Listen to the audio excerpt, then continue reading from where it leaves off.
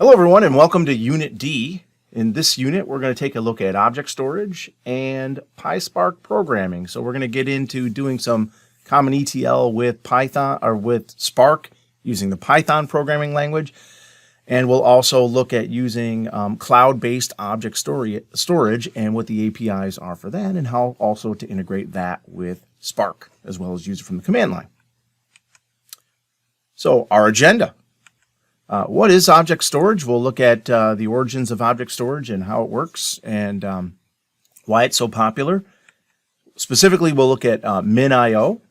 And the reason we'll look at Minio is it's an open source object storage, so we won't have to buy or rent object storage from the cloud, which is a very popular way of using object storage. We'll look at the basic commands that you can use to manipulate files and folders in your object storage. Then we'll kind of split up and start to look at Spark programming in Python. Loading and saving data will be a big part of what we learn how to do, the different ways you can do it, the different formats that Spark supports. And then we'll look at some common transformations that you can do in Spark with the Spark data frames. So let's start out by looking at Minio. What is object storage? Object storage is a cloud-based storage technology. It's basically network attached storage in the cloud, and it uses an API. Typically, it's a REST-based API to get and put objects into the cloud, and the objects are any kind of file you want. It could be a text file, it could be a video, it could be an image, could be a Word doc, PDF, whatever you want it to be, it can be. These are the popular object storage providers that are out there. AWS S3, probably everybody knows that one. Azure Blob, Google Cloud Storage, and if you're looking to host it yourself, Minio. These all have a very similar API, and because of that, when you learn how to use one, you pretty much know how to use them all, by the way. So let's think of what are the common use cases for object storage. There's storing blobs, binary large objects or blobs. That's what blob stands for. Pictures and video, for example. Hosting a website. You can actually host a website in Azure in object storage, no problems. Disaster and recovery, like you have a backup and you want to put it off-site. It's a perfect implementation of object storage. Building out a data lake. So object storage is a real cheap way to build a data lake. In the cloud, object storage is almost free. It's so cheap, and you can pick different, depending on what you're doing with the data and how often you're reading it back out. It can be incredibly affordable to store terabytes of data in object storage. And it also can be used for analytics. So let's take a look at Minio. Looks like Minio, but really it's Minio. It's open source based object storage, is compatible with the AWS S3 API. It seems like all of the cloud object storage providers are compatible with the S3 API. It's like Amazon kind of birthed object storage, and everybody else kind of followed suit. Minio lets you do high performance distributed object storage. Many people will use this as an HDFS replacement because it's simple, fast, has very little overhead. It's just focused on performance, and it's always consistent. It's distributed and available, and it has what's called active replication, and it's scaled out via server pools. Now, what's interesting about Minio is since it's just focusing on storage and it's not really focusing at all on processing, it takes kind of a distributed RAID type approach. If you're familiar with the RAID concept, where you take several disks and you stripe them so that the data gets shared, gets split across the disks that way. That's kind of the approach that Minio takes. I don't know the approach that S3 takes or that Azure Blob or any of those others takes because they're not open source. Okay. So this is how it works in distributed mode. Minio has multiple servers and multiple disks, right? So in this particular example, there's, a bunch of servers, and each server has 2 disks. And any file that you want to write, like this blue one here, gets distributed in pieces across those disks that participate in the Minio server.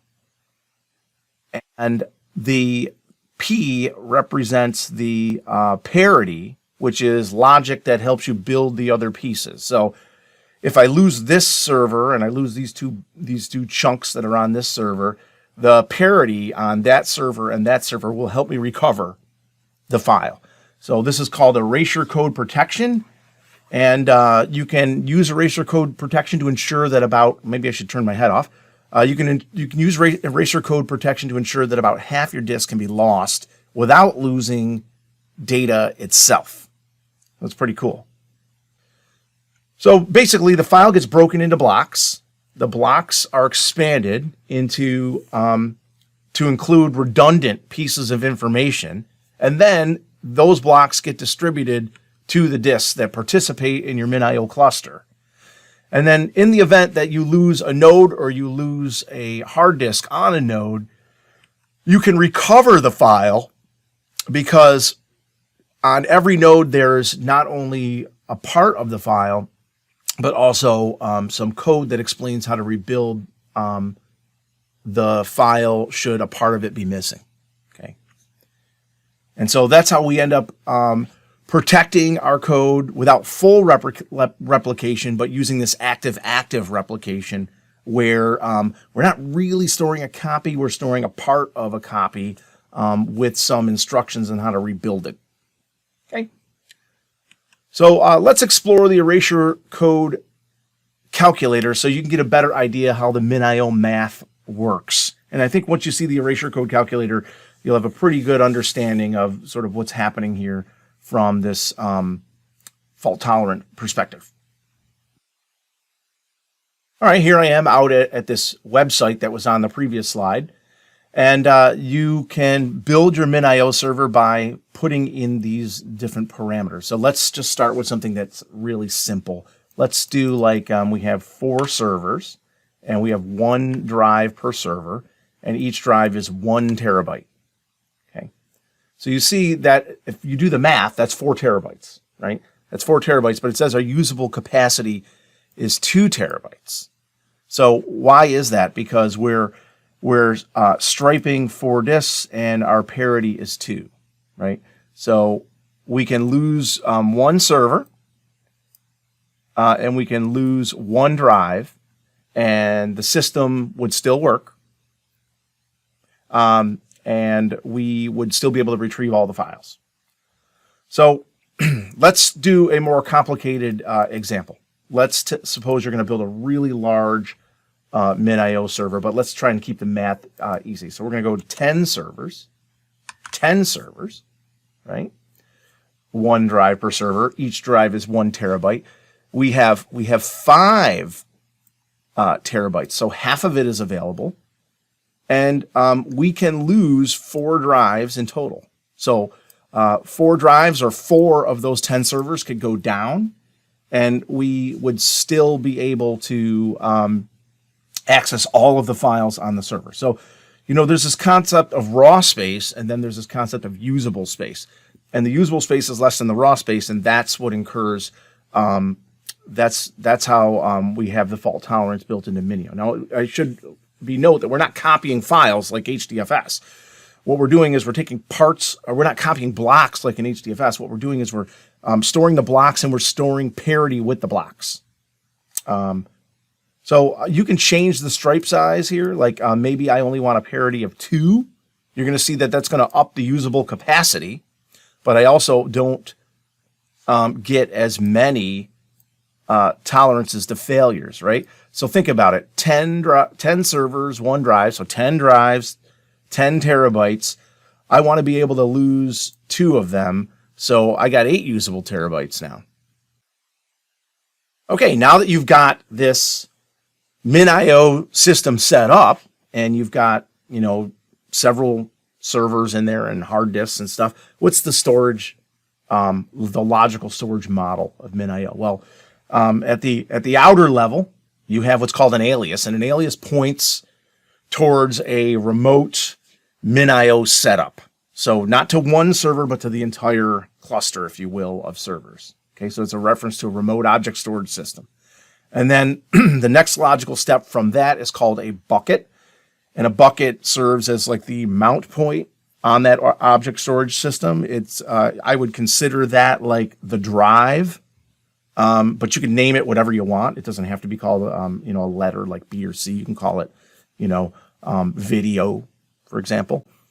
And usually the boundary of security is the bucket. So who can read or write, that happens at the bucket level. Now, a lot of cloud storage providers have a much more robust security model than Minio. But at the Minio level, a bucket is where the security is the bottom line is. So you can take a bucket and say, everybody can read it, but only these 3 or 4 people can write to it. Okay. And then within the bucket, you can have one or more folders. And then within those folders, you can have one or more files. So the folder file, works just like your file system. So if you're thinking about this in terms of a computer, this might be the computer, this might be like the drive, and then you have folders and files, right? But object storage, the alias is like the cluster that you're going to store it on. So whether that might be S3 or Minio or something. And then the bucket represents that mount point for files and folders.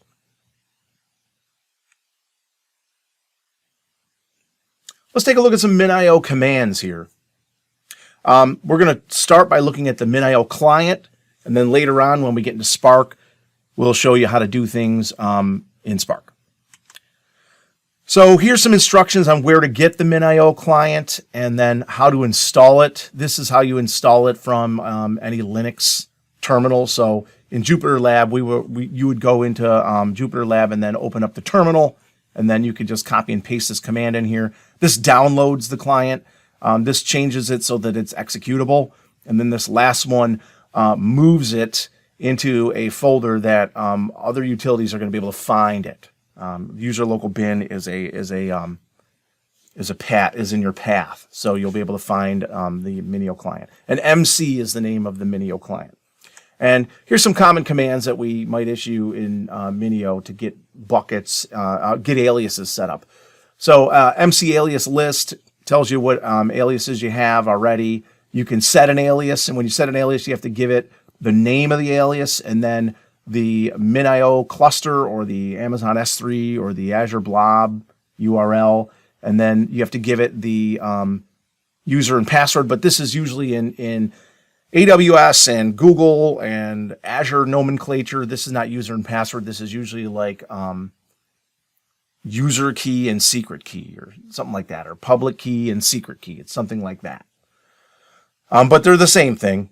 And then this is an example of how you might set up an alias. And then once you have an alias, you issue commands to the alias. You say, MC, copy a file, and then alias. This alias, my server, is what you use to talk to that Minio or S3 or Azure Blob or Google Cloud cluster. All right, it's time for a demo. Let's get out to the terminal inside of Jupyter, and then from there we'll do some Minio commands, just some alias type commands, and I'll explain how the aliases work. I'm out here at the terminal inside of my Jupyter Lab setup. Just opened up a terminal here, and if I type MC, you'll see it brings up the Minio client, and there's a bunch of commands that I could type. We're just going to deal with aliases right now.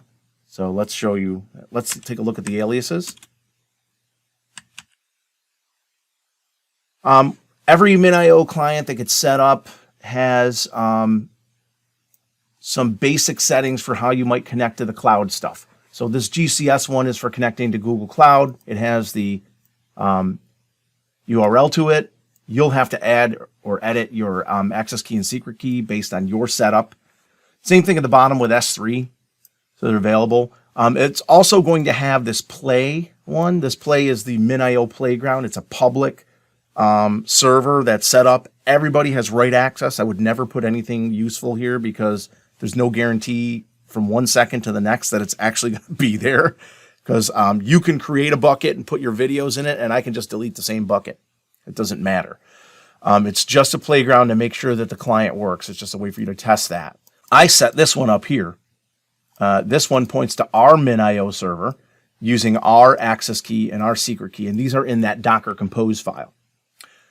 Now, you can access Minio via the browser and use it like a web-based file server. The console is on port 9001. So I'm here. It takes me to the login page. And then I'm just going to put in, it's localhost here and not Minio because I am not inside Jupyter Lab. I am on my host machine. I'm going to put in my username. NSU2orange, exclamation mark. And I'm in here and you can see it lists out in the console all your buckets and how much you're using and how many objects are in there and how many servers are in your cluster and how things are going, basically is what you get. And that's it. You can actually browse here and upload files manually, but you're better off using the client where possible. But I could go to buckets and then make a bucket here and call it, I don't know, demo, and create my bucket. And then in my bucket, I can upload a file here, and then it'll browse my file system, and I could pick something off my computer, and upload it to the bucket like that.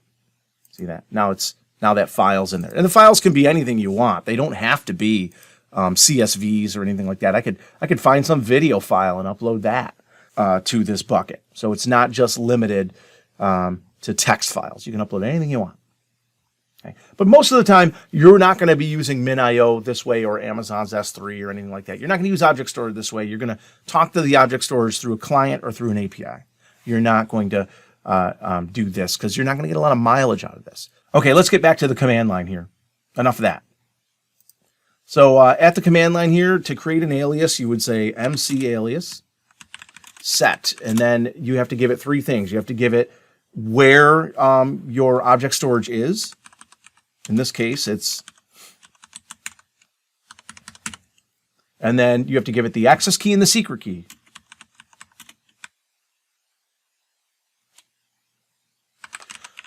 I forgot something. I also have to give it the name of the alias. So I'm going to call this alias delete me. There, you have to give it a name.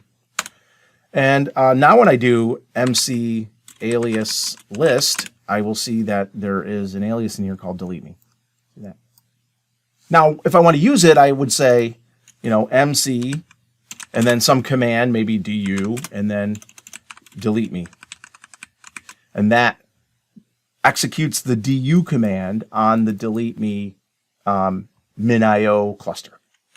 And the du command tells you how much space you're using on the cluster. I'm using 610 bytes on that cluster. I'm not using a lot. I really don't have any files on there. If you want to get rid of an alias, remember, getting rid of the alias does not get rid of the cluster. It just removes the alias from your connection to the client.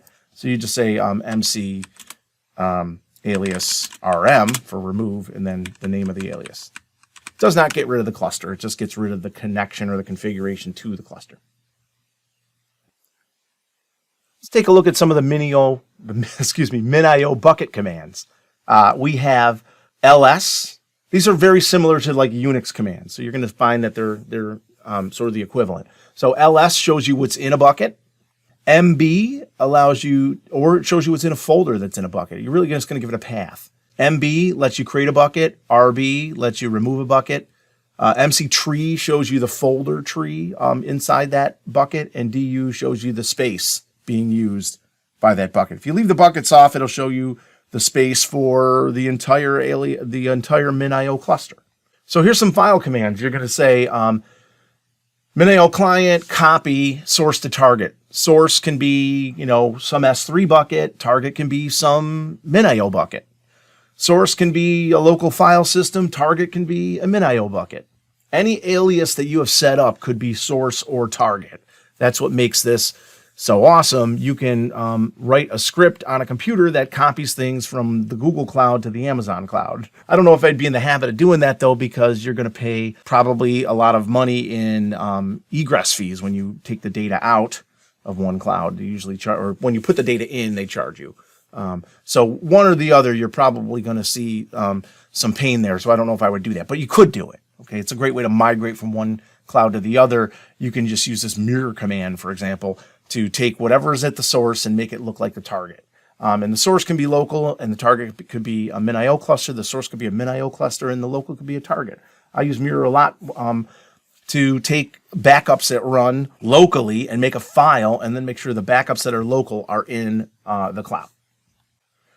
Okay, let's do a demo of some buckets. Let's make buckets. Let's put files in there. Let's see how much space is being used. Let's get rid of buckets, that kind of stuff. And I think for this one, maybe we'll just use the Minio playground for that, because it's out there. There's already files there. Nothing really is permanent out there, and it's a great place to experiment and not worry about like filling up your local Minio server with stuff that you don't care about. I'm out here again at my terminal inside of Jupyter Hub, and I already ran my alias command so that you can see that I have, this is my connection to my Minio server, and this is a connection to the playground. So let me show you what buckets are out there. Let's do an MCLS and then play, and you'll see that there's a lot of buckets out there. This is the playground, right? So I can take any one of these, like there's one called audio. Let's see how much storage is being taken up by audio. You can't use this 0B to do that because it's a folder. Folders really don't take up any physical space. But let's take a look at this audio folder and see what's in it. So we can do MC DU for disk space, play audio. And there's 44 bytes in the audio folder. Let's try that uploads folder. Let's see if there's anything in there. Sorry, the uploads bucket. So the uploads bucket has 43 megabytes in it, MIB, 43 megabytes. So you might want to know what's in there. So you could say MC tree play uploads. Let's see what's in there. Okay, there's no other folders in play uploads. It's just one folder with files in it. So let's see what the files are in there. MCLS play uploads. There's that. And there's that, and there's that. So just you see all these different files in here. Okay, maybe I want to delete this this file here, this Jonathan Pie one here, unsplash. MC RM to remove, play uploads. John, I don't want to spell the whole thing. John star to get John, just match it, right? Oh, does not exist. Oh, maybe I can't do wildcards, I don't think. So let me just grab it like this. It could be already gone. Somebody else could have deleted it. Let me see if I'll just try and copy it here. Copy, paste. There we go. Now it removes it. Yeah, I forgot. There's no wildcards in Minio. That's by design. You got to know the files you want to delete. So now it's gone. So if I do that ls again, you'll see that that's gone. It was deleted out of there. Now I probably upset somebody, but this is the rule of the Minio playground: is nothing. You shouldn't care about anything you put up here. It's temporary. No guarantee it's going to be there the second after you upload it. And then now let's look at another folder. Let's look at this test folder. Let's see if there's any other folders in there. So let's do an MC tree play test. And there are. See, there's other folders within that test folder. Look at all these folders. Looks like someone's putting a bunch of binaries up here. So here's a doc folder. Oh, there's a lot. So let's do this. Let's do MC tree play test doc. There's no doc folder. What was it called here? There's a doc, but it's under something else. There's under go. So let's do go let's do go and then archive. So let's do MC tree play test go archive. So there's the tree there. And I might want to know how much space that part of the tree takes up. So MC du.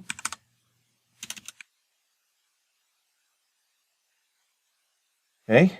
And let's go into that zip folder. Archive. Let's do an ls. Archive, go archive, zip. And there's a, here's one called zip test go. I want that file, right? So I can say MC CP to copy it, go archive zip, zip test go, and I want to copy it to my local computer, right? So I'm going to put it right in this current directory. So I'm just going to put a dot. Okay, dot refers to the same folder I'm in right now. Okay, and now it downloaded it. And if I do an ls on my local machine, I will see that there's a zip test go there. See that? So I'm going to do this. I'm going to take that zip test go and I'm going to rename it. MV zip test go. I'm going to call it sample go. Okay. And now I'm going to put it back up in a cloud. So I'm going to do this. I'm going to say MC, and I'm now move it into the cloud. What do I want to move? I want to move sample go, which is my local file, and I want to move that to play test go archive zip. Move it up there. Okay, and then let's do that ls again. Play test go archive zip, and you'll see that now in there is sample go. See, it got added, and it's no longer local. There's no more sample go there. Okay, so that's the Minio commands. You could do a lot of really nice things. If I want to create my own bucket, I could just say MC CB for create bucket, and then play, and then I'll call it the mic bucket. Oh, I'm sorry, it's not CB, it's MB for make bucket. Okay, and now I got a mic bucket. And I can actually move files from, I can move files from, let's move that reader go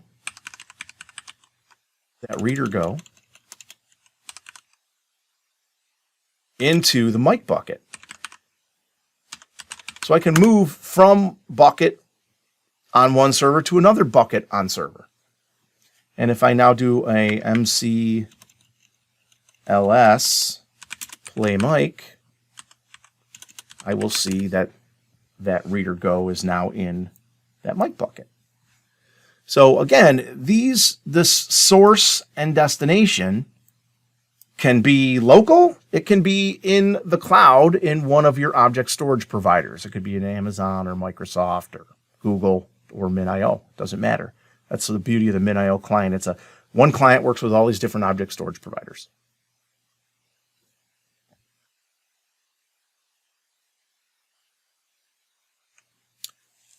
Okay, it's time to dive into some Spark programming now. So I really have kind of covered the basics of Minio and object storage. There's not really much more to it than that.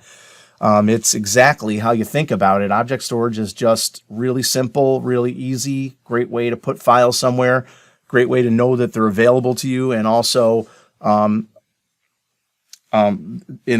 in a way that has great performance. So as you may recall, we had the Spark session, and in the Spark session, it consists of several components. We have this part, which tells us where the code's running. Is it running on the client? Local means client mode, or is it running in the cluster? If we're running it in the cluster, this would be the URL to the cluster. Whether we run it in client mode or cluster mode doesn't matter, by the way. The same Spark works in both cases the same ways. If you are sending it to a cluster, you probably want to give it an app name so that you know your job. You can identify your job over like your coworker's job, right? Because you're both submitting to the same cluster. And then in here, you put in one or more configuration values that match whatever parameters you want to use to tweak Spark the way you need to tweak Spark. And then lastly, you call get or create to make that Spark session. So we got jars. What's a jar? A jar is basically a zip file of code. It is Java code. And people take their code and package it up so that they can share it with other people. And there's a website, Maven.org. And we use Maven to find Spark packages that you may want to install in your Spark environment so that you can then do different things that aren't available with the base code of Spark. And we're going to do this a lot. Like, for example, you want to read from MongoDB. You need to install a jar to do that. The thing you need to keep in mind is for our class, we are going to be using Spark 3.12 and Scala 2.12. And those will be pretty much the same for a while. They're pretty stable versions. And the package string you'll find when you're on Maven to look for the Gradle DSL implementation. And then whatever that string is, that will go in your config. So you'll say, go back here, and in this config, you will add, Spark jars packages, and then each package you want. If you need more than one, you say this one, comma, that one, comma, that one, all in one big string. Okay.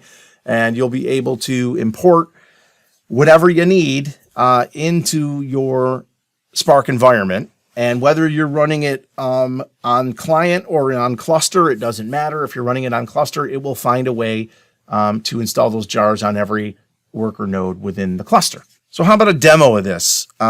Let's do a demo where we set up our session, and we are going to add two things that we need. We're going to add the Hadoop AWS, which we had from before, and to that, we're going to find Spark Avro on Maven, and we're going to add that. And then that's how we're going to build our Spark session. Okay, let's do that now. All right, I'm out here at my Jupyter lab, and this is the boilerplate we had from before to configure our Spark session. Now, there's a bunch of things in here for Minio that I will also talk about. But first things first, let's take a look at this Spark jars packages. So in Spark jars packages, I have just the one for Hadoop AWS. Okay, this Hadoop AWS is the one that we use to get Hive support and connect to our Metastore via the Thrift protocol. And so this config here is, these can come in any order they want, right? But this config is for Hive. These configs down here are for setting up object storage. So, I can't do spark.hadoop unless I pull this package in here. Right? So I have Spark Hadoop file system. S3A is the name of the object storage protocol. And then I want my endpoint. This would be, wherever it is, it's Amazon or whatever, but here it's Minio. This is going to be your access key, just like what you set up in the Minio client. This is going to be your secret key, again, from Minio client. These parameters you have to just kind of set in order for things to work optimally. So fast upload, pass style access, and that it's implementing the S3A file system, the Amazon's version of the file system. Okay. So that's my Spark config. And when I run this, it's going to grab the jars I need and register the client. It's kind of noisy with warnings, so I like to have this part afterwards that sets the log level to error so that I only see errors. I don't see these warnings. They get kind of annoying after a while. If you look close enough, you'll see that it downloaded something here from Maven. So maybe I need to add Avro file support to my Spark context. So what I need to do is I need to go to Maven Central, search maven.org. And then here, I'm just going to put in what I'm looking for. So in this case, and you got to be as specific as possible, because if you just say, I don't know, if you just say JPEG images, it's not going to do that within the Spark context. Okay. So you got to say something like Avro Spark, right? Because there's going to be Avro formats but those aren't going to work with Spark, right? So, you know, you got to make sure you have Spark in there somewhere. Right? And there I see Spark Avro here. And I see that there's one that's made by Databricks and there's one that's made by Apache Spark. So you got to pay attention also to the vendor that's in here. You know, do I want to get the Databricks version or do I want to get the one that's made by the people that make Spark? So I'm going to go with this one because this one is probably going to be most compatible. There's times where you'll try one and it won't work and you'll have to try the other one. I mean, this is life when you're using other people's code. Now you'll notice it says 213, 212, 211. This is most likely the Scala version, and the version of Scala that we have is 212. So I'm going to pick this one. And now I see multiple versions, 321, 320, 323, 312. I'm unsure if this is the version of the library itself or if this is asking me which version of Spark I should pick. I don't know. So I could try 321, see if it works, and if not, maybe I go down to 312. It doesn't matter. Or I could read about it on their actual website and find out what it is. Now, when I go through this manifest here, my guess is that this is for Spark version 312. See that? That is my guess. Okay. So this is probably the manifest I want. Now, where can I get the link to it that I add here? You know, I need to add that right here in my jar packages. And where I get that is I have to go down to, this is the one I want, Gradle Kotlin.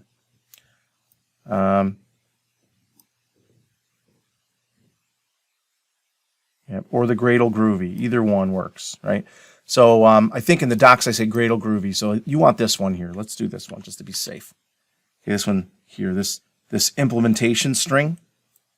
See that? So I want the contents of the implementation string. I'm going to copy it. I'm going to go back here, and what I'm going to do is there's one, and then I'm going to put a comma, and then I'm going to put the other one like that. So I want to load this one, comma, load this one. And then you rerun, you have to stop your client. And then once you've restarted the kernel, you can then start your client again. And you have to do that. You have to do that, or else it will not reload. And now you'll look at it, you'll see it loads 4 jars. It loads the jars and their dependencies, right? So you know, if it needs additional things, it will load them as well, like the SDK bundle, or like in this case, it has Spark Unused, Spark Avros, Hadoop AWS, and a Java SDK bundle are the modules that it had to grab.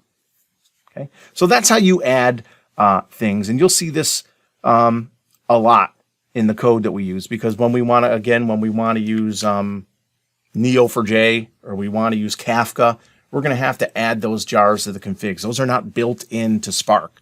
So now that we've got that all configured, we didn't really need the Avro. We're not going to use the Avro file format here, but it's just nice to know how to add other things and how to configure our Spark context. Now, if there was some other additional things I needed to say about Avro, I might have to add those here, spark.avro. whatever. But that's, again, in the docs, and you're going to have to read the docs to know what those are, or look for examples of how to use it to know that you're using it properly. And for those, you're going to Google search, like, how do I use Spark? How do I use the Avro file format in Spark?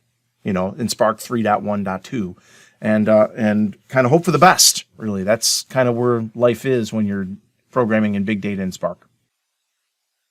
It's time to dive into Spark data frames, and what you're going to see is that data frames are this extremely manipulable in-memory tabular structure. So let's talk about all things that have to do with data frames. First and foremost, how do you get stuff into a data frame? So you're going to have to load it off of disk. Nice thing about Spark is it can read from a variety of places and read in a variety of formats. This is what makes it so awesome for big data. So I can read to, write from many different locations. And here are some example locations that you may want to write to or read from. You might want to read from the local file system on the Spark client. This is not going to give you a lot of mileage if you have a Spark cluster, right? If you're reading terabytes of files off the client, then you're really not taking advantage of the cluster and the way that distributed reads might work. You can read off of S3A, which is used for object storage. So Minio, Azure Blob, Google Cloud, or S3. HDFS allows you to read off the Hadoop HDFS file system. Web HDFS allows you to read off the HDFS file system, but uses the Web HDFS protocol rather than the HDFS protocol. Then you can provide a path after your location to wherever the file is. So you can, what's beautiful about Spark is it takes wildcards. So you can say, give me, read stocks.csv, read everything in the stocks folder, read everything in the stocks folder that it begins with Jan, and then afterward comes whatever you want, January 1st, January 2nd, January 3rd, .csv. So it'll read everything that is January something CSV. And then this one reads everything in the stocks folder. I don't care what it is, a CSV, a JSON, whatever. Problem is, if you read everything in that, you got to remember the file path is one thing. The file format is different. You can't wildcard formats. You have to say, read this in as a delimited file, read this in as a JSON file, read this in as an XML file, etc. So here's an example of reading something off of HDFS. You'd say, HDFS is a location, and then here's my name node, and then here's my path to the file in HDFS. So this is where it is in HDFS. When you're reading data the Spark way, it doesn't make sense to load a local file with the client, especially when you're running in cluster mode. This is where we end up using what's called the Spark Files class. The Spark Files class allows us to register files with the cluster so that when we ask for the file, that file is now temporarily stored inside the cluster. And now that it's inside the cluster, any one of our nodes within the cluster can get to it. Let's do a quick demo. We're not going to worry about formats yet. We're just going to worry about locations of reading data in. So these examples will just show you all the various places where you can read in Spark data, not necessarily concerned so much about the file format of the data. That will come in a little bit. All right, let's do some reading. The way I have this demo set up is we're going to read the same file from a bunch of different places. So if I go over here to the file browser and go to datasets and go to, I don't know, stocks, there's a stocks.csv. See that? Stocks.csv. That's local. So I want to read that file in. Here's how it works. So here's an example of me reading locally. And I would say Spark, read, and then what is the format I want to read? Do I want to read CSV or JSON?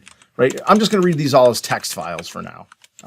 It doesn't really, the beauty of Spark is the word text, the word CSV, the word JSON invokes different ways of reading, but what you put in here to read is always the same, regardless of the format. Wonderful. So I'm going to say read from the local file system.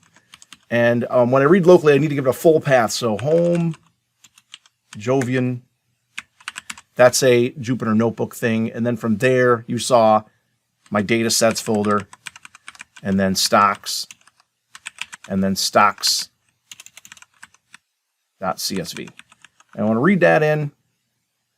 I put in a variable df for data frame. And then I want to show the data frame. So I'm going to say, let's say df show. Whoops, I got a mistake here. I probably fat-fingered something. Wrong file system. Oh, I forgot an extra slash because it's file like that. This is common.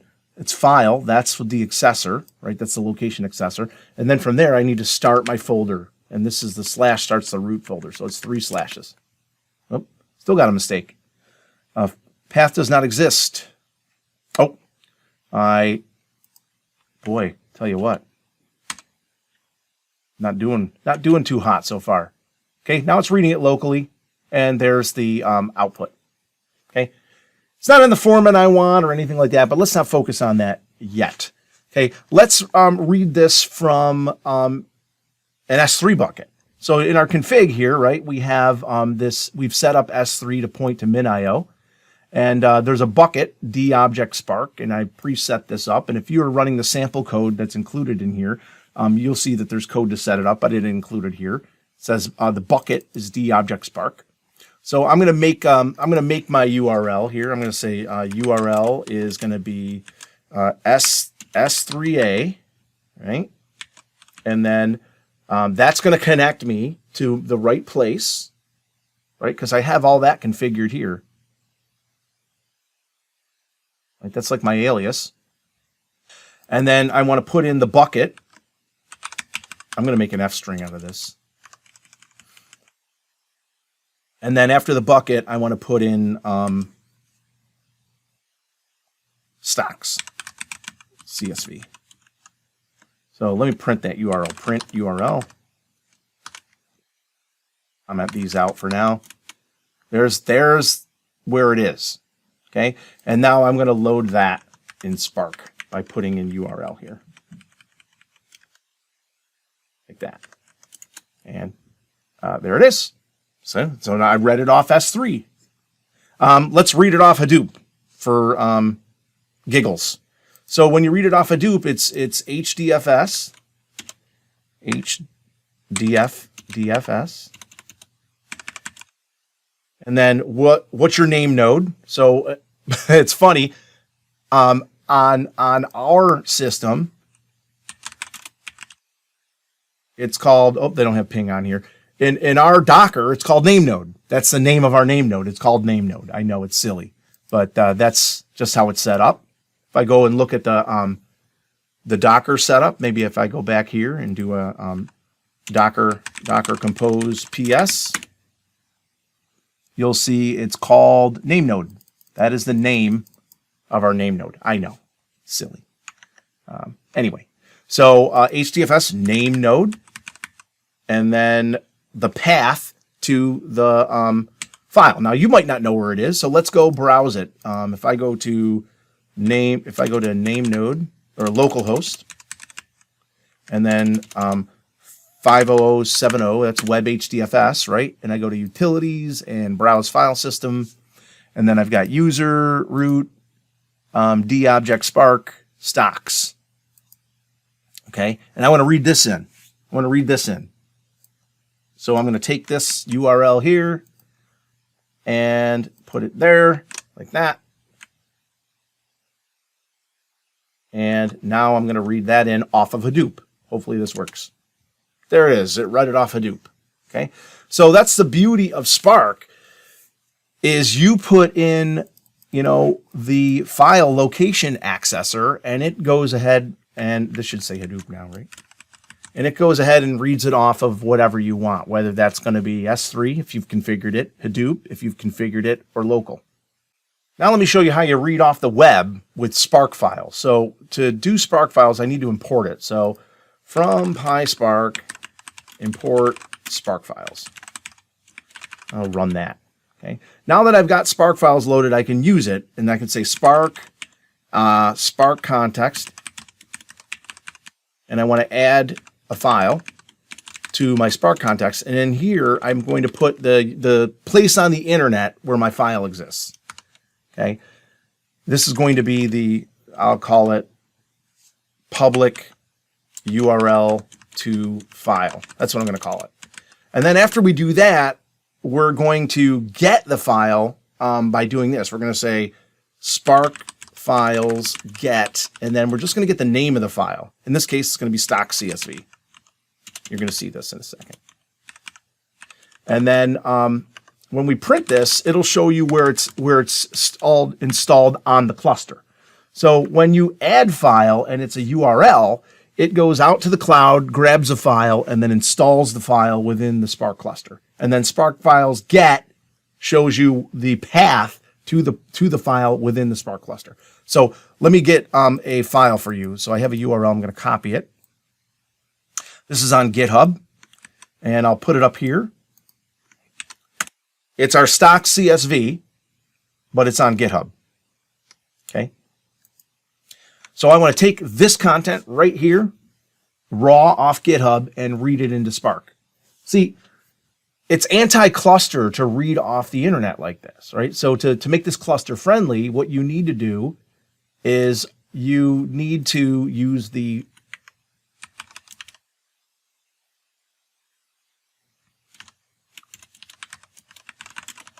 files feature so that this file gets pulled off the internet and then saved within the cluster. So now it's distributed across the cluster and it's cluster friendly. So let's run this. So now you'll see that this file is located here. That's where it is. Okay, it's in temp Spark. Okay, that's where it sticks it. And now that it's there, I can read it just like I would read any other file. I can say Spark read text Spark files get stock CSV.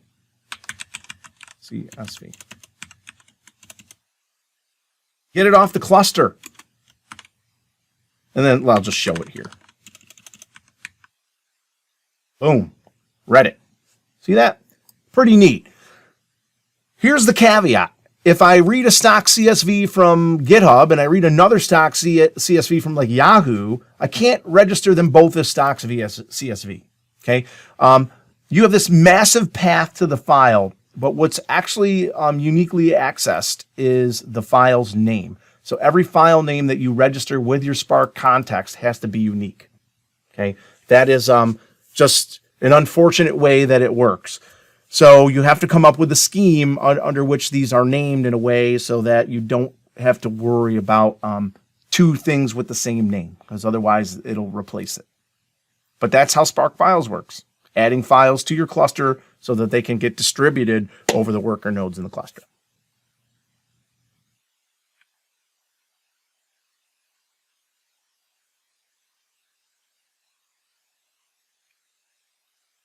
All right, we looked at file formats, or we looked at file locations. Let's look at file formats. So there's lots of different file formats. Here are the ones that are built in, common ones built in. We can read and write CSV, comma delimited. It can be delimited anyway. It can be comma delimited, tab delimited. You can set the delimiter. You can set a lot of options with CSV. You can set a lot of options with all of these, honestly. So CSV text, JSON, which is a semi-structured format. It'll read in Parquet. Parquet files it's a common big data format. The schema is included, so it's really easy to read in Parquet. You don't have to really specify many options. Orc is another big data file format with schema. We learned about Parquet and Orc when we did Hadoop. So each of these has a multitude of configurable options, and here's the docs where you can read about all of the different options to configure. There's not any way that I can possibly teach you all of these things, so I have to, at this point, teach you how to fish. You'll have to go here yourself and then dive around and figure out amongst the data sources which of the many options that you have to set to get things to do what you want them to do when they read in. The nice thing about Spark, it'll just read it in, and the format won't be right. It won't give you an error or anything like that. And then you can then determine, well, I have to add these different configurable options to make sure it reads in the way I want. So let's think about what's happening here. When you read that data in, it's applying a schema. And the schema is called a struct type. And a struct type is a map of one or more struct fields. And so when you think about a column, right, and that column is, a table has columns in it, right? And that column has, name, address, phone number. Each one of those are struct fields. And the struct field has a certain type, like int, decimal, string, date, etc. And then when you do your Spark read, it always will choose the most unless there's schema in the data, it will always choose the most flexible type, string. You can use a method called infer schema. It's an option that will make an additional pass over the data and say, well, that entire column I just read in is nothing but dates. So I'm going to infer a schema of date to that. Or it might read another one and say, oh, that is not all dates, that's numbers. And so it might assign a decimal value to that. Okay. So when you do a format that it has a schema like Parquet or Orc, the file's just loaded and it already has the schema. So here's an example of that. You have like Spark load CSV, and then here's where you're reading it from.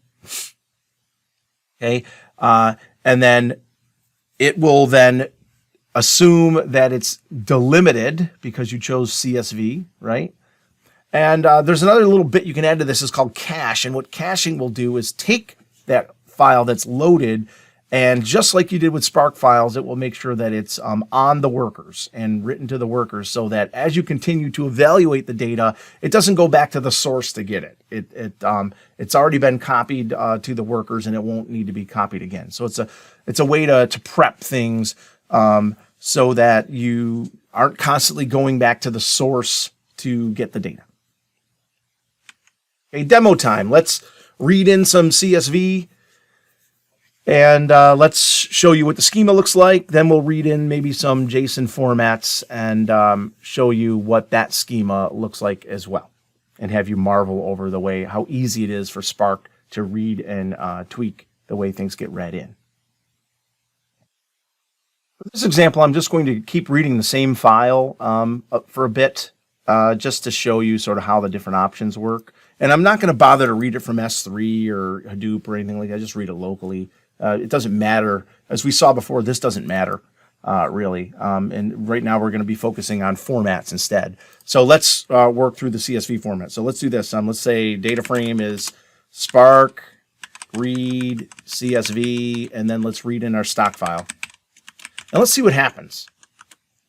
And then let's do a df show. And you'll see that I can't put quotes around stock file because that's not what I want, Mike. There. And you'll see I get C0, C1, I get anonymous columns, and then the first column has my columns, or the first row has my columns.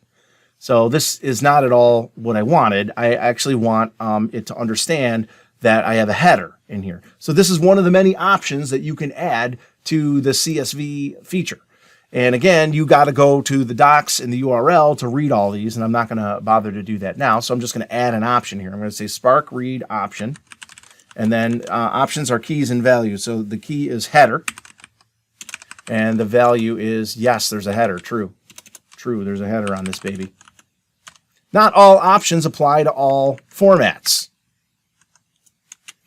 There, now I'm reading it in with a header. Now, let's take a look at the schema here. I'm going to go down here this cell and say df print schema. And you'll see that they are both string types. Okay, now this is not a string. These are numbers. But the way that the CSV read works is that it takes one pass over your data, just one. And because it takes one pass, it does not try to infer the data type of this column. It needs to make a second pass after all the data is read. It needs to go over it again and say, is it a number? Is it a number? Is it a number? Yep, these are all, maybe these are all decimal. Awesome. Okay, but I need to tell it to do that. So I'm going to add that. That is called infer schema. So option,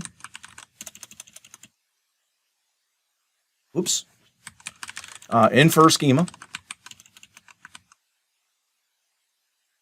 And I want to say true. Yes, please infer the schema. By default, it does not. And now I have this. It looks no different. But when I print the schema, take a look at that price. Now it's a double. And now it's a numeric type and not a string type. This matters. Now, when you start typing all these, you're going to have option, option, option. So sometimes it's helpful to use the line continuation character. In Python, the way that works is you pick, right here is a good spot, and you do a backslash, and then press enter, and then you can tab that over and then do the same thing. Usually do it right at the period. And you can't put spaces after the backslash, but you can put spaces before so that the backslash is not like right up against the parenthesis and it looks a little cleaner. And then that makes it a little easier to read what your code is doing, I guess is a good way to say that. And it still works the same. Okay, so that's just a pro tip for you. All right, let's try a JSON file. So I have the same file. It's in JSON format. It's here. I'm going to copy the URL. It's down here. JSON stocks is going to be file. It's a local file. And then that's it. Okay, and you can go find this in the datasets folder. It's fine. We're not going to mess with that. And I want to read this in JSON. So I'm going to say df2, I don't know, is going to be Spark JSON or read JSON. And then I want to say JSON stocks. Let's say df2 show. Okay. And you see it's got like corrupt record, and it's got a bracket, and then it's got null, null, and then it's got null, null, and then it starts to have the prices. This is because there's different ways that you can read in JSON. And what I need to do is I need to put an option on this. You see, it didn't error. It just gives me garbage that I don't want. Okay. So what I need to do with this JSON is I need in an option. This is pretty common. This is an option read called, I think it's multi-line. What that says is it's like there's not an end of line character that tells me that it's over with. It's just it's a list. My JSON is a list, and I want you to treat it as a list. Pretty common, like I said, pretty common setting. And then now I get this. Now what's kind of cool about the JSON format is what about infer schema? Well, it already does that because, remember, JSON has keys and values in it. And from the values not having quotes on them, it can determine that those are of double type. It can figure that out on its own. It doesn't need to take a second pass over the data. So that's where different file formats make a difference. They make a difference. Now, if you have some file that has like a bunch of weird, like it's CSV, but it's not delimited with commas. So let's do like, here's one with tweets. Tweet file. And let's do that. And then let's do Spark read CSV tweet file. It defaults to using commas, and I'll just show it here. It defaults to using commas, but there are no commas in here. So it doesn't know how to delimit this, right? So I need to add options. I need to add what's called a separator option. So I say option separator. And in this case, it's using a pipe, which is this symbol here as the separator. And then see, now it reads it in properly. Okay. So that's how reading in Spark works. Now, the writing is, by the way, I don't spend a lot of time on the writing, but the writing is trivial because once you have a data frame like this one, to write it out, it's just df.write and then pick a format. It doesn't even have to be the same format that you read it in. You could read in a CSV and you could write out a JSON. Okay, and then you give it that URL again. So writing things out is really trivial. There's not really too much to think about. Once it's in that data frame, it can be written out quickly and easily and conveniently without a lot of fuss or muss. Let's move into what makes Spark so awesome, which is data transformations. So there are a lot of different transformations we're going to learn. Let's start with some column transformations, then we'll move on to rows, then we'll look at ways to combine tables of data together, etc. We'll also look at how to do group by type actions where you do a reducing type action. So let's take a look at the column transformations first. Now you got this data frame. How are you going to manipulate it? You can rename a column with column renamed. You can use 2df to rename all the columns in the data frame. It's better than using with column renamed like 7 times for every column in the data frame. With column allows you to overwrite an existing column or create a new column or change the type of a column. Drop will remove a column from the data frame. Select will apply a column projection without removing the columns from the data frame. That is, it will, pare down the number of columns you see in the output or the subsequent task in the data frame without physically removing them from the data frame. Let's talk about how you refer to columns. So there's 3 methods that you can use to reference a column in Spark. Let's just assume I have a data frame called cust for customers. So if I use the SQL method, I just put the name of the column in strings. So select first name, comma, last name. So it's very SQL-like, very easy. Not every transformation is suitable to this method. It's got its limitations. So that's why there's other methods. So the object property method is data frame dot column name. And so cust dot first name, cust dot last name. This is another way to reference the columns. And the third way is using the data frame method. So if you're coming from like a pandas, you might be very familiar with this kind of reference where you say cust bracket, and then in quotes, you put the column name. If the column name has a space in it, you can't use the object property method. So you need to have some programmatic way of accessing it. So that eliminates number 2 and only leaves you with number 1 and number 3. And so there's 1 is limited. So you're going to find that 3 tends to be the only way to do certain things when the column is of a certain shape or syntax. Okay, for the most part, we are going to fiddle around with the grades data set. You probably remember this one from the Hadoop unit. And we're going to use these various column transformations to just play around with the grades data set. Okay. Okay, I'm out here at in my Spark in Jupyter Notebook, and I just kind of rewrote a lot of this. So here's my grades data set. Remember, there's multiple files in here. And I'm going to no header and first schema, tab separated. And then I read it in, and there's no column names here. So I'm stuck with these default columns, C0, C1. It's not very cool at all. So let's talk about ways you can fix this. So one way you can manipulate this is with column renames. So you can say grades dot with column renamed. And then what's the original column? What do I want it to be? Year. And I will, while I'm at it, let me rename another column.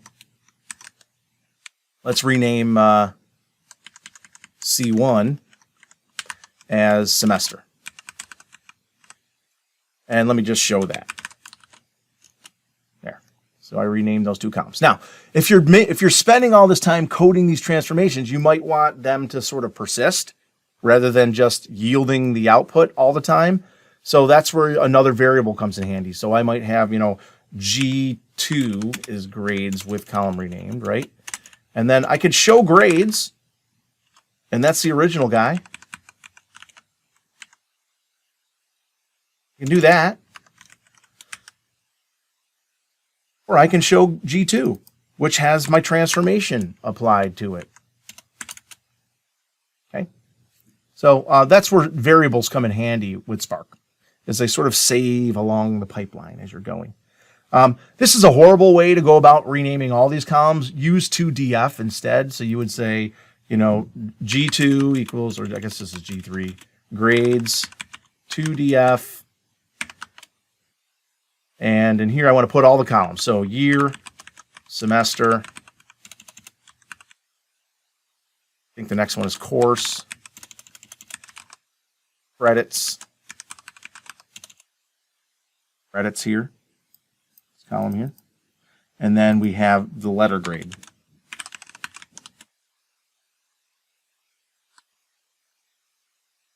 Let's print schema this time. See, now they've got nice names instead of underscore C1, underscore C0, etc. I can always drop a column. I can create a new column. Like maybe I want to create a column called, let's just make a column that has, let's say G3 dot with column. And then let's make a new column called favorite professor.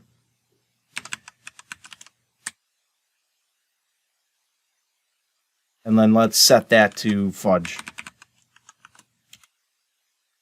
Okay. And let's just show that. Oh, I can't, this isn't doable because this has to be a column, right? So I could do something like this. I want it to be a literal, right? So I have to import literal in here. So I have to say, well, let me just do one with a column, right? So maybe I say favorite prof, and then I say, let's use G grades. I would say G3 dot, and then grade, right?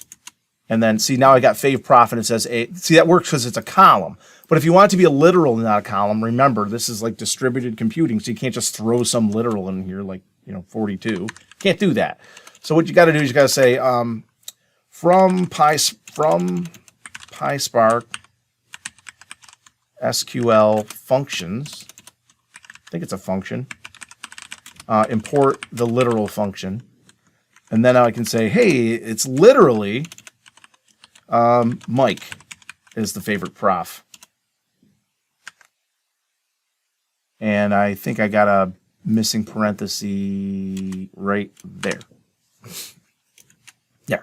And see, now everybody's favorite prof is Mike. The world is right as rain. Okay. So that happens, right? You might want to create a new column and then assign a specific value. I'll also show you how you can create a new column and assign a function and then have that function evaluate. We'll do that a little later on. Okay. Now, if I want to get rid of that column, right, I can come down here and say G3 drop the fav prof column. That. And then now it's gone. And if I do G3 show,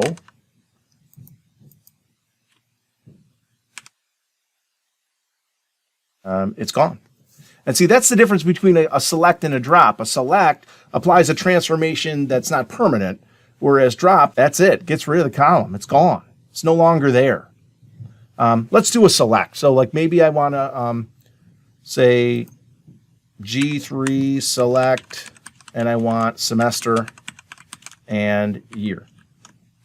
Like that. Yeah, that works. I got to show it, right? Show that.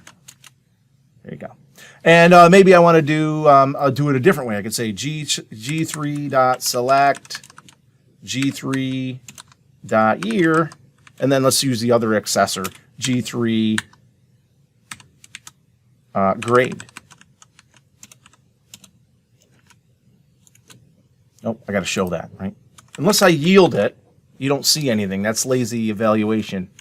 Okay, there we go. Okay, so those are the different selectors and accessors that you can do in Spark.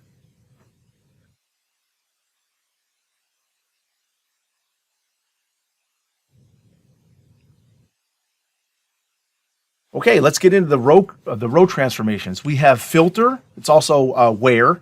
Filter rows, just like an SQL where clause. We have distinct, which gives us unique rows only, and then there's sort, which will allow us to rearrange the rows by the values in a column.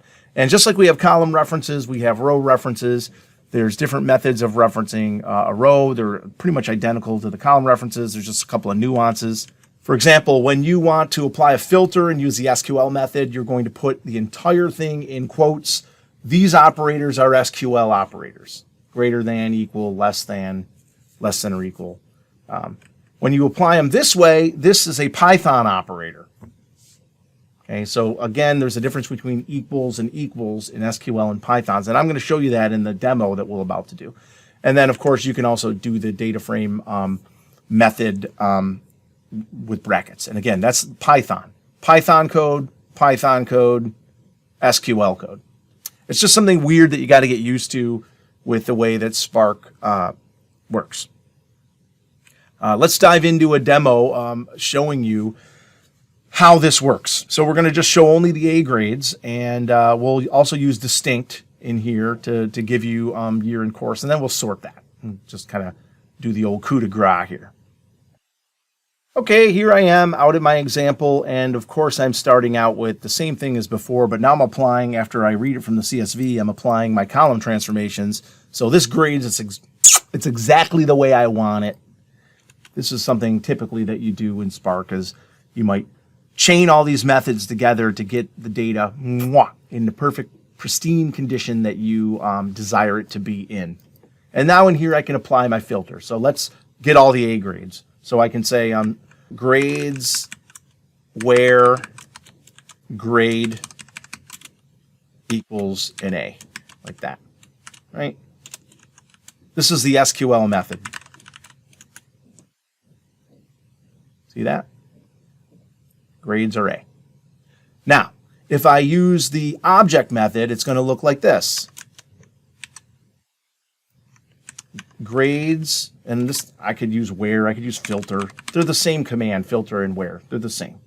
But here I'm going to say grades dot grade, because this is the column in grades data frame. Now I have to use a Python operator. It's not single equal, it's double equal. Same idea. Okay. I prefer, if I'm doing it with where or filter, to avoid using the SQL syntax. I try to avoid that because I don't want to confuse myself, and I'm old and I get confused easily. Let me show you how ands and ors work. Like maybe you want the A's and the A minuses, right? So in SQL, this is pretty simple to do. You would say something like this, where grade equals A or grade equals an A minus, right?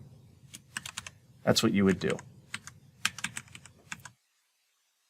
A couple of spaces in here so it clears up a bit, okay? And that gets you the A's or the A minuses. Awesome. Now, how do you do the same thing in this object syntax, right? So you might say, well, I can do that. Yeah, I can do that. It's grades, grade equals A, or grades, grade equals A minus, like that. And then let's go that baby. And this will yield some disappointment. Cannot convert column into bool. Please use that for and this for or, and that for not.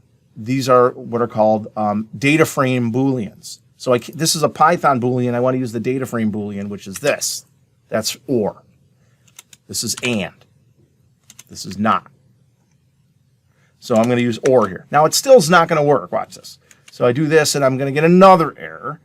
And what this error is telling you is, and this is something that if you know pandas, you already know this, these need to be expressed in parentheses so they are evaluated, so that this operator here is evaluated properly, like this. And then when you do that, it works. Okay, so one expression, the other expression in parentheses, this is the data frame Boolean operator on that. Okay. So that's how you do a filter. Now let's do a distinct. So if I say grades select, I guess I'll use, just to be different, I'll use grades year, like this. I'll use data frame syntax, grades semester. I'll use object syntax, whatever. I could also use grade. I could use like 3 different syntaxes in the same expression, by the way. It doesn't matter. Let's just stick to what I needed. So I show that. See how they repeat? I want to get rid of the duplicates. So I can send this output and then chain to that a distinct. The order of these matters because you want distinct after you project the columns. Takes a little longer. See that? Takes a little. It's doing a little more grinding than normally. And then you get the output. Now, this output I might want to sort. I might want to sort it by year, then semester. So then I can say dot sort year. Let's just do that first. Now it's grinding out a progress bar. See? Okay, now we're starting to push it a bit, right? So now it sorts it by year, and then I could also, after that, dot sort it by semester, right? So let's do this. Let's do, I want to sort it in descending. So you might say dot sort, and then you might say semester, and you might say, well, in SQL, I would just do descending, right? And this doesn't work. Okay, I don't know what descending is. And look at this. Now what you're getting here is you're getting part of the execution plan where it's explaining how it's going to be executed. And then if you don't understand this, you really don't know what's going on. But really what you want to look at is right here. Can solve dex. So I have to use object syntax here. I have to say we're sort grades semester dot, I think it's dot descending as a function like that. There you go. And so now it sorts them by year, then by semester. Now this didn't really kind of work out the way I wanted it to because of the sort, then the sort. And it's I have to kind of rearrange things to get things to go the way I want. Or even better would be to just apply one sort instead of two sorts, right? Sort first by year, then by semester like that. And then that's going to give me what I want. There, year, fall. You know, if I sort this way, it's right, because fall 2015, then it comes spring 2016, then fall 2016, then spring 2017. That's the way that college semesters work. So there's a lot of transformations in here, and this is kind of where, I mean, we're going to do it later, but this is where explain comes in, because it shows you the order in which these things happen, right? This is what happens first. We scan the file, right? And then we apply a projection. Then we're doing some aggregates, okay? Then we're sorting, right? So it shows you the order in which things. And understanding that is important, especially when you get an error and it's showing you part of that, query explanation. All right.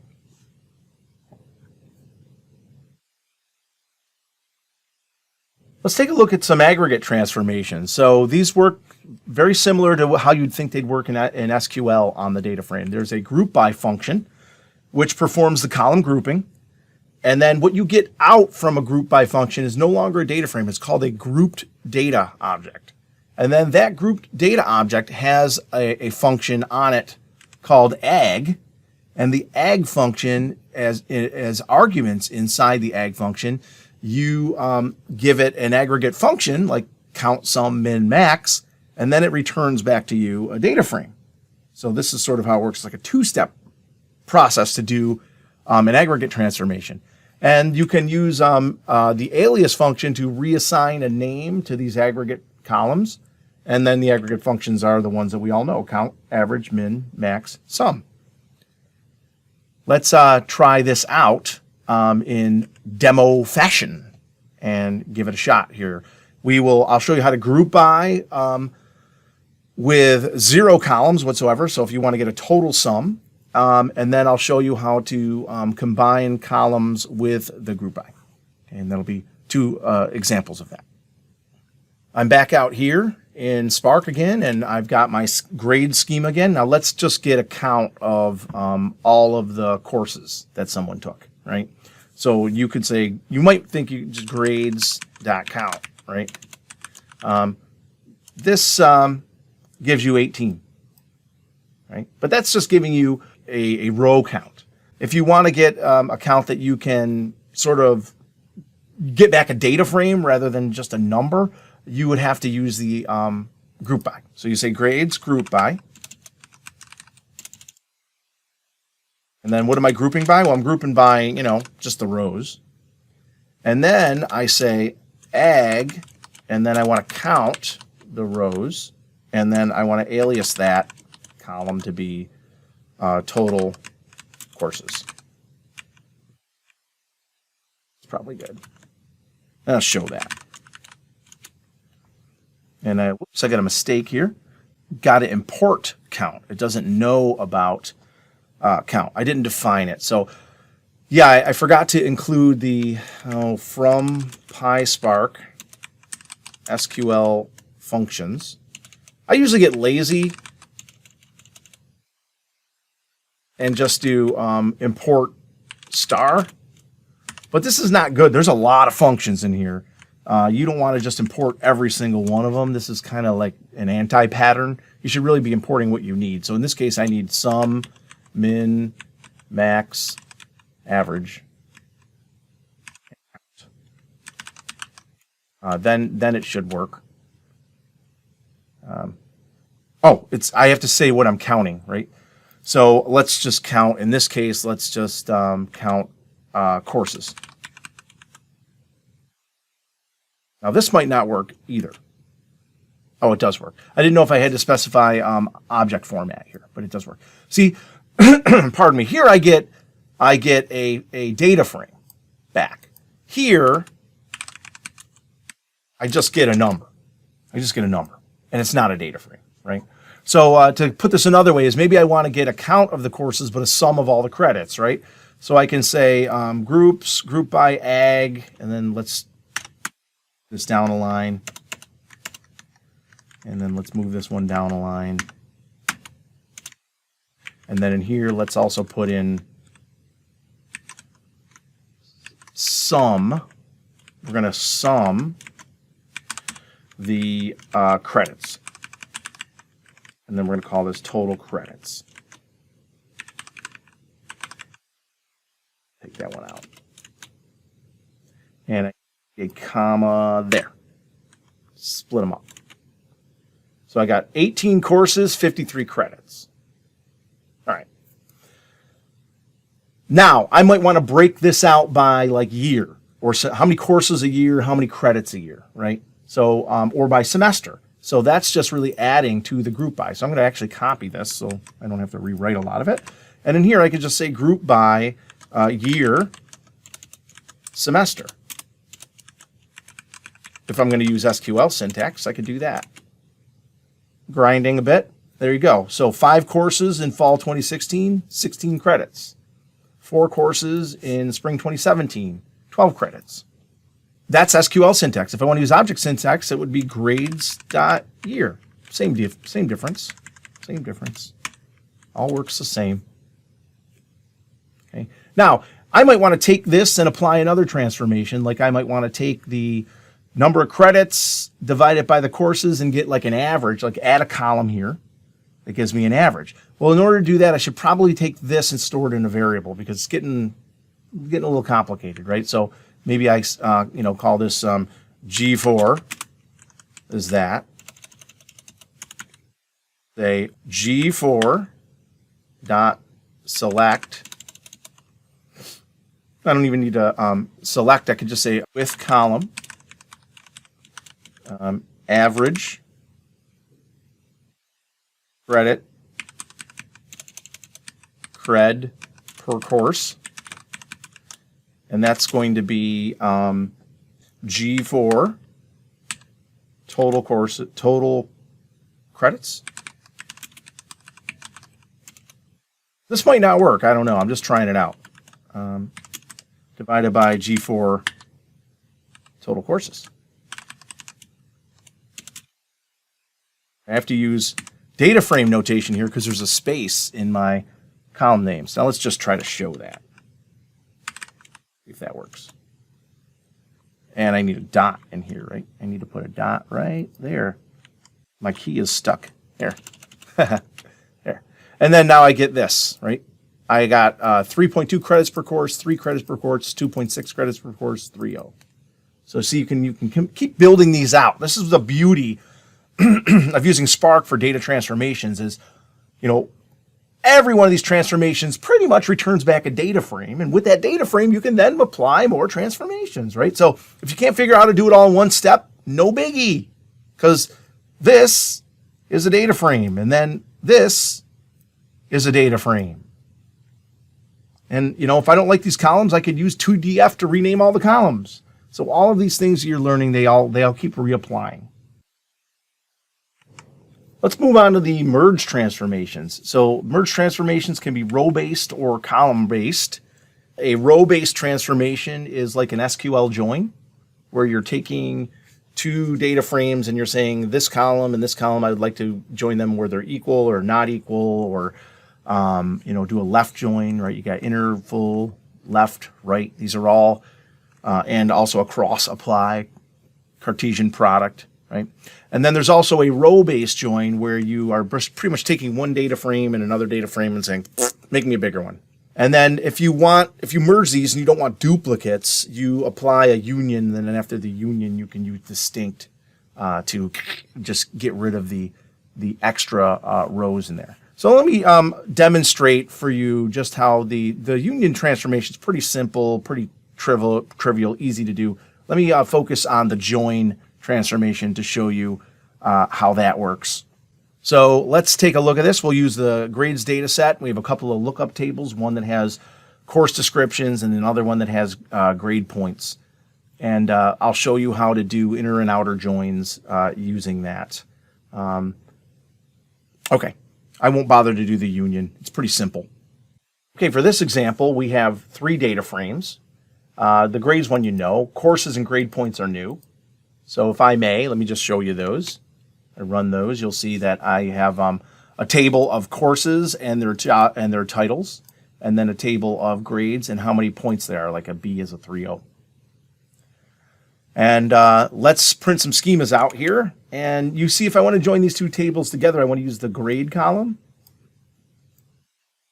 But they have the same name, right? So that's going to be hard to do with SQL syntax because I can't alias these tables. So I'm going to have to use object syntax. Let's try it out. G6 grades join, and then the table I want to join grades to is grade points. And I want to join them on grades.grade equal to grade points dot grade. And I want that to be an inner join. And let's just show that. Okay, there's our join, right? So you see whenever there's an A, it's a 4.0, and whenever there's an A minus, it's a 3.6. So that did our join. Let's show you how the outer joins work. So the course table, not all of these courses here are in the grades data frame. And not all the grades, the courses in the grades data frame are in the course data frame. So let me show you how that works with outer joins.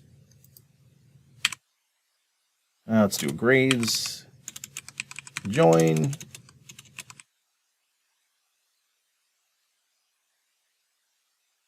And let's join courses, and let's join that on grades dot courses dot course. Let's make that an inner join to start. And then let's just see what that looks like. And I think I made a mistake somewhere. Yeah, you gotta capitalize that column right there. There's no column called course. It's like that with a capital C. All right, there we go. So believe it or not, there are a couple of courses that don't match here because there's a couple of courses I took, but they're not in this data frame on the right. There's a couple of courses on the data frame right that are not courses I took. So let's start with a left join. The left join works exactly like it would in SQL. This is the left table. There's the word join. That's the right table. So I'm going to see all the grades, the courses and grades, even the ones that don't have a reference in the courses data frame. So you see there's 2 courses here that are not in the courses data frame that I took, Matt 411 and SOT 442. They don't have references in that course data frame. I can also do a right join, switch just to right, and it says if you are a course in courses that I didn't take yet. Right there. Info reporting IST 344. And of course you can get the full story, left and right with a full join, and that gives you both. Right, so I got this one here, and then I got these 2 here. That's it. That's basically table joins.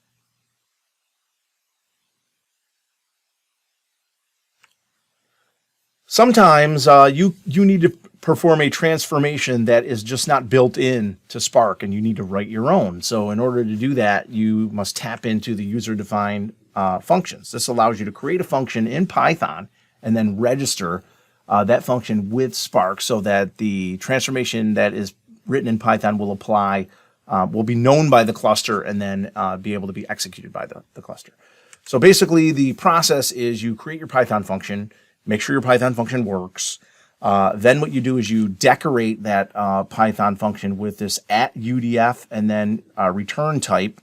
And then you specify what is coming back when the function is called. Is it an integer type or a string type or a date type, etc.? Then what you'll do is you will invoke the function inside a select or a with column to make the transformation apply. And, this is really cool and super flexible and allows us to do a lot of amazing things in Spark. Like you can use this to call a web API, for instance, for each row of your data frame to retrieve additional data. You have to recognize that some of the things you do are going to cause things to slow down a bit, but sometimes this is kind of the only way to get the job done is by writing a user-defined function. One classic UDF that you may write is you may actually have some kind of machine learning that you have trained, and you want to invoke that that ML function on rows of data in your data frame.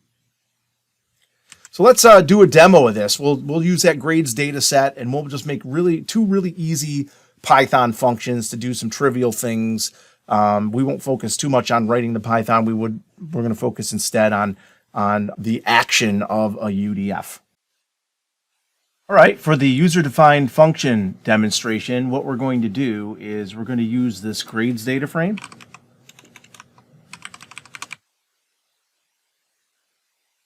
Derive two columns. We're going to derive one column that's going to combine the year and the semester together into a single column.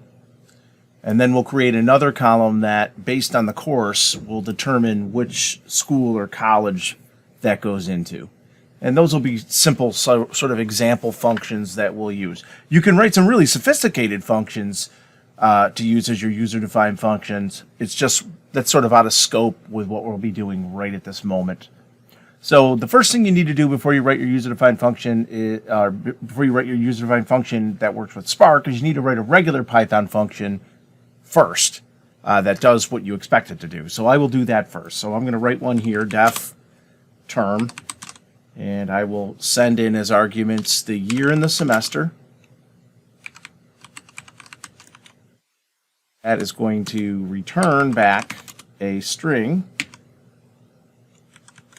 where you have year and then dash semester. Just to run it to show you how it works. If I say term 2022 spring, it will give me back that.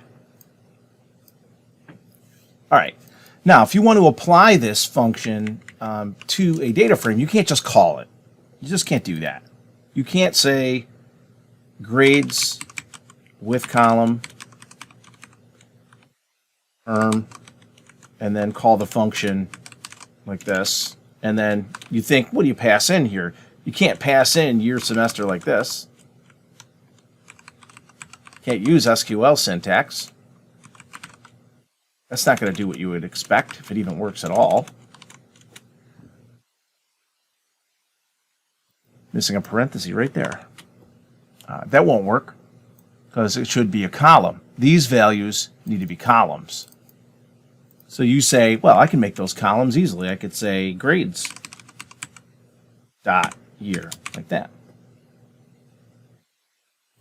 And grades dot semester. And that still doesn't work because it needs to be a column. And what needs to be a column now is your function call. These are not columns. So in order to make these be accepted as columns, you need to decorate this function with the UDF that you imported up here. And the syntax here is you say @UDF, and the return type is going to be which Spark type. So in this case, it's going to be string type.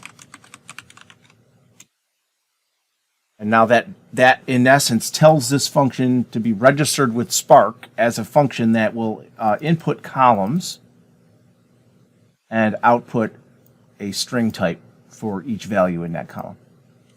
And then it works. See that? Right there, we got the term. We'll do another one with a different return type. So I don't know, let's make another idiotic function. This one is called isISchool. And that's going to take a course and basically return course starts with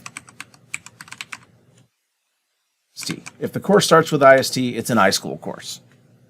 And this is a Boolean now. So I have to register it.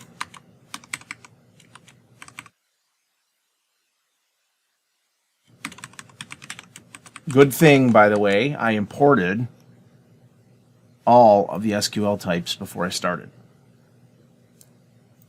And now that I've got that, I can try to use it. So I'll just add another column here.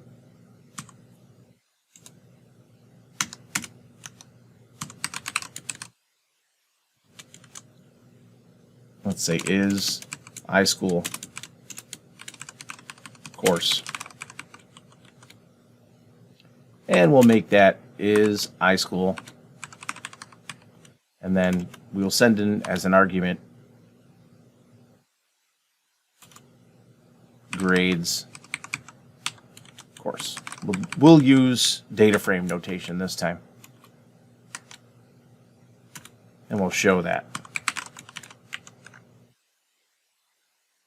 There. And now we get this column here, and it has a series of trues or falses based on whether or not the course is an iSchool course. Okay. So those are user-defined functions. They don't have to be one-liners. You can be doing some incredible data logic or business logic right here with loops and ifs and going out and querying the internet and whatever you feel like doing. But the thing to remember here is that whatever you do, it's got to be able to return a type that is friendly to a Spark data frame. And those types are defined in here, SQL types.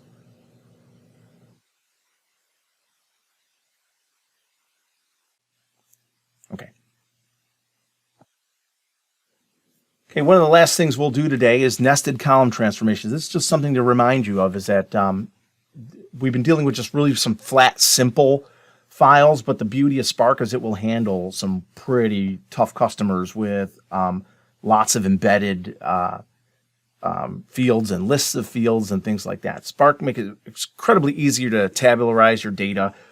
For any struct type, there can be a property that lets you access another column.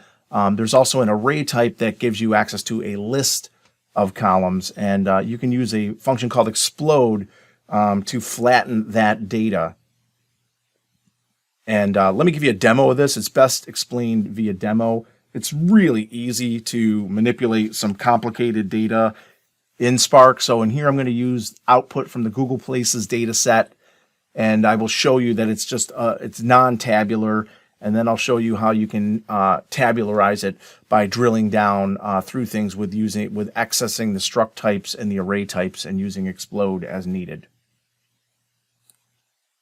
Here I am once again out in Jupyter Hub, and this time I am using the Google Places API output, which is in JSON format, and we're reading in this JSON data, and you can see it's really, really nested.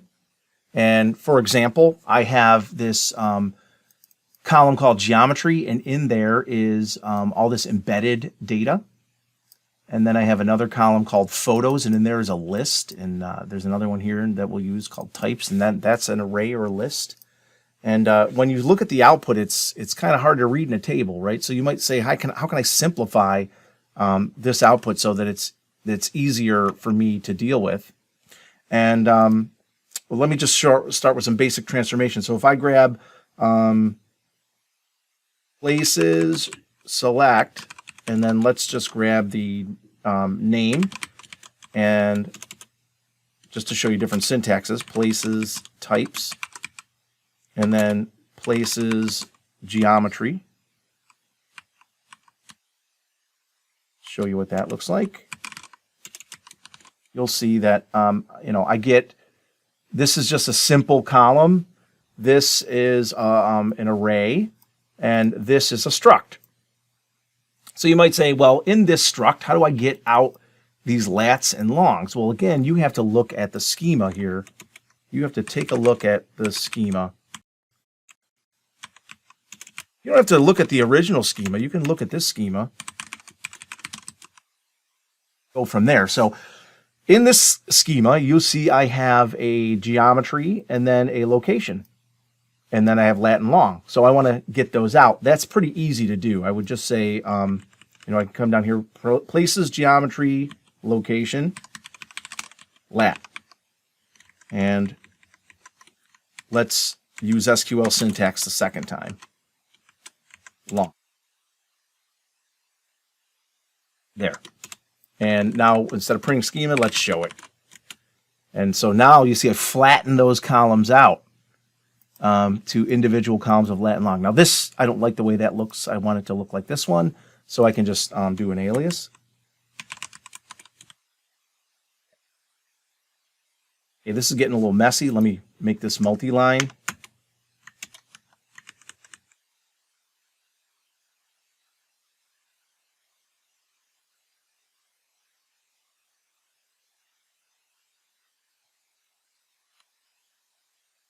Ugh.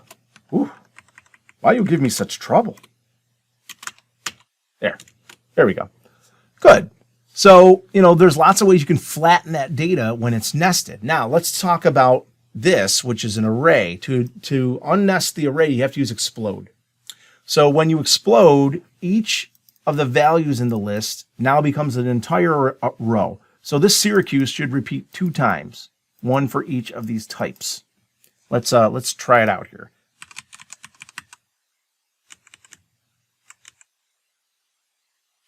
You see I've got Syracuse in here twice and the same lat and long twice because the locality is, there were 2 of them in there. And then Crown Plaza is in here 3 times because it has lodging, point of interest, and establishment as its types. Now there's no name for this column, so I'm going to alias it.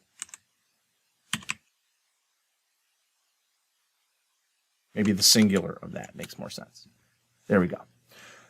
So that's how you deal with really messy data that's been nested in Spark. It's really simple to figure out how to dive into each of these and just kind of pull out the thing that you want from there using Spark transformations. It's a fabulous way to deal with nested data that you might get from a graph database output or from a document database or just from JSON.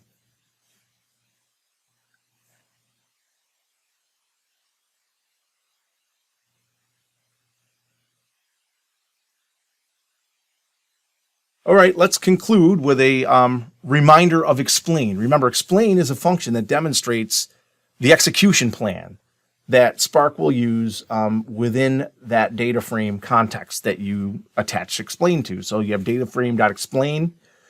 All the transformations applied to get that data frame to the point of where you actually do the explain, those are going to be outputted to your console in the directed acyclic graph. So you'll see the process by which the transformations occur. And you should note that the processes are not in the order that you did them, but they're optimized by Spark. So you might do a sort first and then do a filter and then do a join and then do this. It doesn't matter. Spark is going to optimize that to the way that makes the most sense for the directed acyclic graph to complete the process. And that's basically what Spark does, and that's something that you have to remember about how it works, and this is how it makes it work at cluster mode and at scale.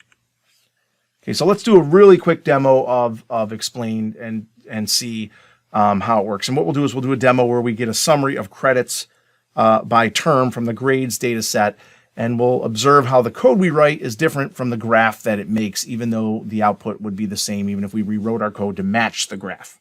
And also learn how to read a graph in the process. Okay, I'm back out here in Spark, and this time I'm applying a series of transformations to the point where they yield this output.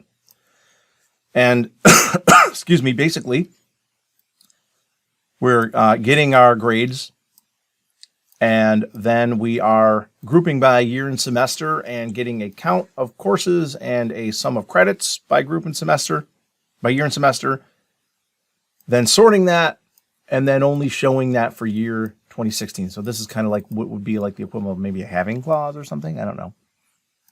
And so I run that, and it takes a little bit. I get output. My point is, if I were looking at the query plan for this, you'll see that the DAG that's built isn't the same order as the transformations as I asked them to be applied. Specifically, the last thing I do is I ask for year 2016, but this is actually the second thing. Remember, read these from the bottom up. First thing it does is it scans the CSV file, reading it off disk, and then the next thing it does is it applies the filter where the column's 2016 and it's not null, right here. And because of that, this shows you that the way that Spark is working is you're building all these transformations, and as you create all these transformations, Spark is developing a way to apply those transformations. But none of them really happen until you ask for output. That is, you either show it or you maybe write it somewhere. So if I say final.write JSON, and I might call this, query.json, until I do that, nothing really happens, right? It's just these steps are, in essence, transformations that help build out the graph. I guess I could do it by putting this in another cell, right? If I take this and then run this, and that seems to run so fast, right? And then in the next cell, I do this. Watch this. Takes a lot longer, right? You're like, why did it take so long to write this file out?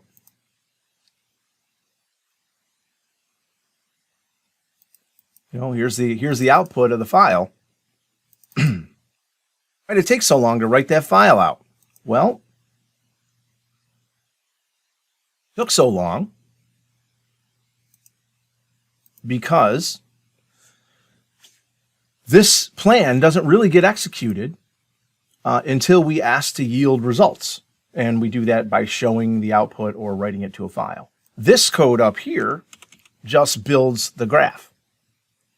And the sequence of commands that we enter here may not be the same sequence of commands that build out this graph. This optimal graph is going to be built out in the Spark way, and it's not really based on the order of operations that you apply up here in Spark code. A lot of neat stuff this week. We did object storage, and we also did some hefty Spark programming. Hope it wasn't too much. Hope you thought it was very interesting. So let's kind of summarize.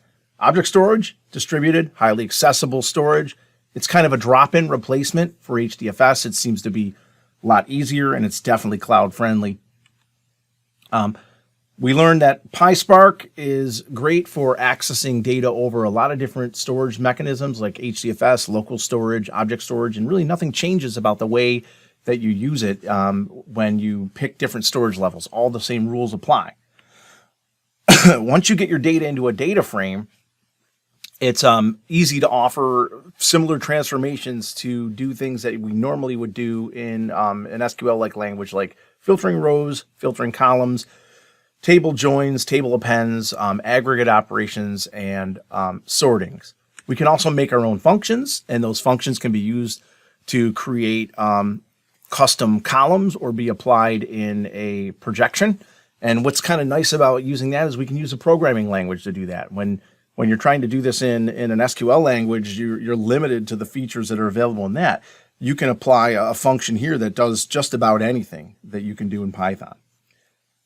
And we saw that Spark easily handles nested schemas. That is, if you have the JSON format or reading from a graph database or document database, and you have a heavily nested structure of columns, Spark can handle that quickly and easily for us.